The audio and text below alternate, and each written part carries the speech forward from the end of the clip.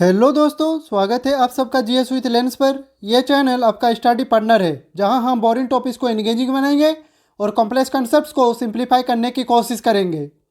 अभी हम लोग एम लक्ष्मीकांत सर की इंडियन पॉलिटी की किताब से सेंट्रल काउंसिल ऑफ मिनिस्टर वाला चैप्टर पढ़ रहे हैं और पिछले वीडियो में हम लोगों ने बात की थी रेस्पॉन्सिबिलिटी ऑफ मिनिस्टर्स के बारे में।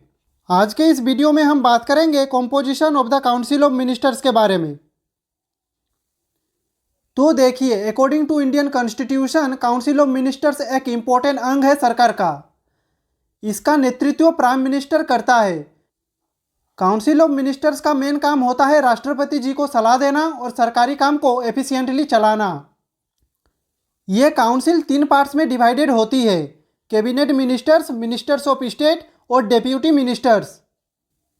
इन सभी मंत्रियों की अपॉइंटमेंट राष्ट्रपति जी करते हैं, लेकिन प्राइम मिनिस्टर की सलाह पर।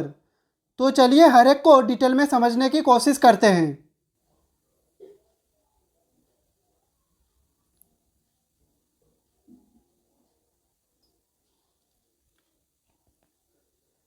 तो सबसे पहला और सबसे इम्पोर्टेंट ग्रुप होता है कैबिनेट मिनिस्टर्स का।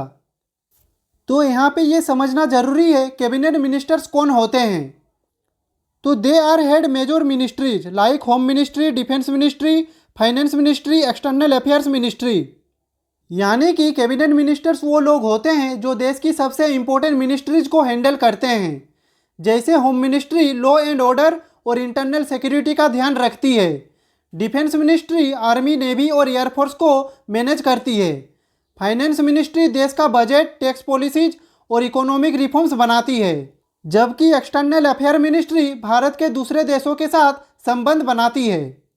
अब बात करते हैं कैबिनेट मिनिस्ट्रीज की रोल के बारे में। तो they attend cabinet meetings and make की डिसीजंस। तो कैबिनेट मिनिस्टर्स कैबिनेट की मीटिंग्स में हिस्सा लेते हैं और देश के बड़े फैसले में भी इनका योगदान होता है। ये पॉलिसीज बनाते हैं, नए कानून प्रपोज करते हैं और उन्हें इम्प्लीमेंट भी करते हैं। जैसे आज के टाइम पे अमित शाह जी होम मिनिस्ट्री को संभाल रहे हैं और निर्मला सीतारमण जी फाइनेंस मिनिस्ट्री को। तो चलिए अब चलते हैं हमारे नेक्स्ट टाइप पे।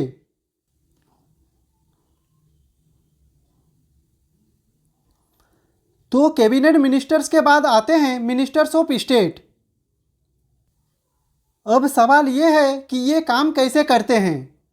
तो they can have independent charge of a ministry और वर्क अंडर कैबिनेट मिनिस्टर्स। तो सबसे पहले ये समझना जरूरी है मिनिस्टर्स ऑफ स्टेट 2 तरीके के हो सकते हैं। पहला है इंडिपेंडेंट चार्ज के साथ। इसमें ये अपनी मिनिस्ट्री खुद संभालते हैं बिना किसी कैबिनेट मिनिस्टर के अंडर आए। और दूसरा है कैबिनेट मिनिस्टर के अंडर। इसमें ये किसी सीनियर कैबिनेट मिनिस्टर के साथ मिलकर काम करते हैं। नेक्स्ट पॉइंट है दे do not attend cabinet meetings unless invited. तो यहाँ पे ये याद रखें, जो मिनिस्टर्स ऑफ स्टेट किसी कैबिनेट मिनिस्टर के अंडर होते हैं उन्हें नॉर्मली मीटिंग्स में नहीं बुलाया जाता, लेकिन इंडिपेंडेंट चार्ज वाले मिनिस्टर्स ऑफ स्टेट को कैबिनेट मीटिंग्स में बुलाया जाता है जब उनके सब्जेक्ट से रिलेटेड कोई डिस्कशन हो। तो चलिए अब चलते हैं हमारे नेक्स्ट टाइप पे।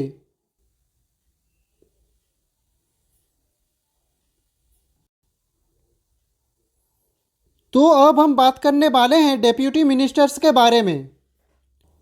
तो देखिए, deputy ministers assist cabinet ministers और ministers of state and they do not have any independent charge of a ministry. यानी कि ये कैबिनेट मिनिस्टर्स या मिनिस्टर्स ऑफ स्टेट की मदद करते हैं। इनके पास कोई इंडिपेंडेंट मिनिस्ट्री नहीं होती। ज़्यादातर ये एडमिनिस्ट्रेटिव और डिपार्टमेंटल काम देखते हैं। अब आपको लग रहा होगा आजकल डेप्यूटी मिनिस्टर्स क्यों नहीं होते। तो देखिए, पहले बहुत सारे डेप्यूटी मिनिस्टर्स अपॉइंट किए जाते थे, लेकिन आजकल ये ट्रेंड कम हो चुका है। इसका कारण है कि मिनिस्टर्स ऑफ स्टेट काफ़ी एफिशिएंटली काम कर रहे हैं, तो डेप्यूटी मिनिस्टर्स की ज़रूरत नहीं पड़ती। तो चलिए अब चलते हैं हमारे नेक्स्ट स्लाइड पे। तो इस स्लाइड में हम सबसे पहले बात करते हैं एक स्पेशल कैटेगरी के बारे में, जो है पार्लियामेंट्री सेक्रेटरीज। इसे हिंदी में संसदीय सचिव कहते हैं। तो they assist senior ministers in parliamentary duties and they do not have departments under them. तो हमारे देश में पार्लियामेंट्री सेक्रेटरीज एक स्पेशल टाइप के मिनिस्टर्स होते हैं जो काउंसिल ऑफ मिनिस्टर्स का पार्ट तो होते हैं, लेकिन इनके पास किसी भी डिपार्टमेंट का इंडिपेंडेंट चार्ज नहीं होता। ये सीनियर मिनिस्टर्स के साथ अटैच्ड होते हैं और उनकी पार्लियामेंट्री ड्यूटीज में मदद करते हैं। जैसे अगर एक कैबिनेट मिनिस्टर बहुत बिजी है और उन्हें पार्लियामेंट में किसी इंपॉर्टेंट बिल पर डिस्कशन करना है तो पार्लियामेंट्री सेक्रेटरी उनकी हेल्प कर सकता है। ये मिनिस्टर की तरफ से क्वेश्चन का जवाब दे सकते हैं, फाइल्स हैंडल कर सकते हैं और गवर्नमेंट पॉलिसीज एक्सप्लेन में मदद कर सकते हैं। लेकिन 1967 के बाद कोई नए पार्लियामेंट्री सेक्रेटरीज अपॉइंट नहीं किए गए एक्सेप्ट राजीव गांधी गवर्नमेंट के पहले फेज में। मतलब ये पोजीशन आज के टाइम में एक्टिव नहीं है, लेकिन हिस्टोरिकली इम्पोर्टेंट है। अब हम बात करते हैं डेप्यूटी प्राइम मिनिस्टर यानी कि उप प्रधानमंत्री के बारे में। तो deputy prime minister is appointed for political reasons and this post is not always present. तो देखिए, हमारे देश में डेप्यूटी प्राइम मिनिस्टर एक स्पेशल पोजीशन होती है जो कभी कभी काउंसिल ऑफ मिनिस्टर्स में शामिल होती है। ये पोस्ट संविधान में डायरेक्टली मेंशन नहीं है, मतलब ये जरूरी नहीं होती, लेकिन कभी पॉलिटिकल रीजन से अपॉइंट की जाती है। जैसे अगर एक बड़ा पॉलिटिकल लीडर है जिसे गवर्नमेंट में शामिल करना इम्पोर्टेंट है तो उसे डेप्यूटी प्राइम मिनिस्टर बना दिया जाता है।